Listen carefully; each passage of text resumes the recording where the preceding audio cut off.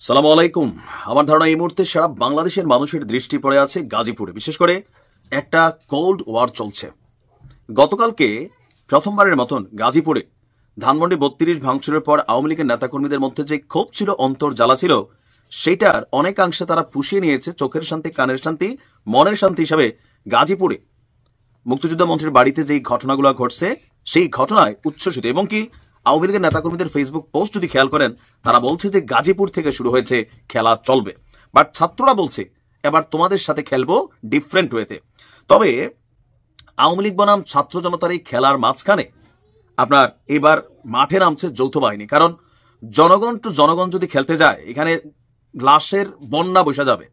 আওয়ামী লীগ সর্বোচ্চ পরিমাণ এখানে কিন্তু ঝাঁপাই পড়বে, বৈষম্য বিরোধীরাও ঝাঁপাই পড়বে। তো এই যখন একটা সাংঘর্ষিক অবস্থান, তখন অপারেশন ডেভিল হান্ট, ডেভিল তো বুঝছেন শয়তান, আর হান্ট মানে হচ্ছে শিকার করা, তার মানে শয়তান শিকার করার জন্য একটা অপারেশন পরিচালনা করার ঘোষণা দিয়েছে যৌথ বাহিনী।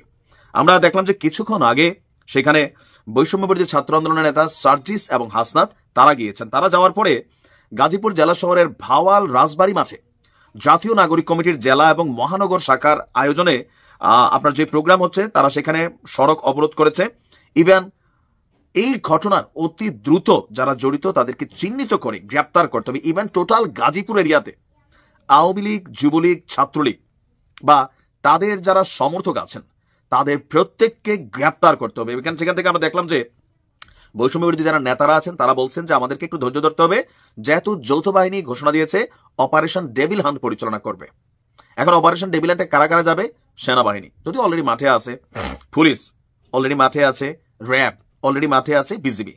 বাট এতদিন যাবৎ যেই অবস্থান ছিল, আজকে থেকে গাজীপুরের বিভিন্ন জায়গায় ছাপ্পা মারা হবে। আওয়ামী লীগ, যুবলীগ, ছাত্রলীগ যারাই সন্ত্রাসী ক্যারেক্টার আছেন, আপনাদের জন্য কিন্তু আজকে দুঃসংবাদ। ইভেন এই ঘটনায় কারা জড়িত, যে ছাত্ররা মাইর খেয়েছে তারাও তো লোকাল পিপল। এখানে যারা মাইর খেয়েছে ছাত্র জনতা, সো তাদের উপর কারা হামলা করছে, ওই হামলাকারীদের প্রত্যেককে গ্রেপ্তার করা হবে। এর পাশাপাশি অস্ত্র উদ্ধারে অভিযান চালানো হবে।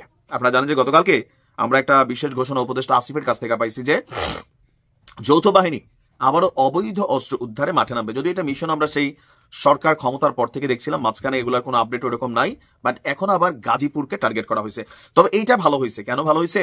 যে ধরেন বৈষম্য বিরোধী স্টুডেন্টসরা সেখানে আজকে যে পরিমাণ মানুষ জমায়েত হচ্ছে, বাংলাদেশের বিভিন্ন জায়গা থেকে কিন্তু এখন ডাক দিলে মানুষ আসবে। যাই দেখা গেল যে এলাকার মধ্যে মব জাস্টিস হয়ে যাবে, পাবলিক প্রপার্টি ভাঙচুর হবে, সরকারি সম্পত্তি ভাঙচুর হবে। ইভেন মন্ত্রী মুজাম্মেল হকের যে বাড়ি আছে, ভাড়াটিয়ারা থাকেন, তারা পর্যন্ত আতঙ্কে সকাল থেকে গাট্টি বুসকা গোলায় চলে যেতেছে। দেশের পরিস্থিতিটা ওই লেভেলে চলে গেছে যে এখানে পুলিশ নাই, আইন শৃঙ্খলা রক্ষা করবে কে?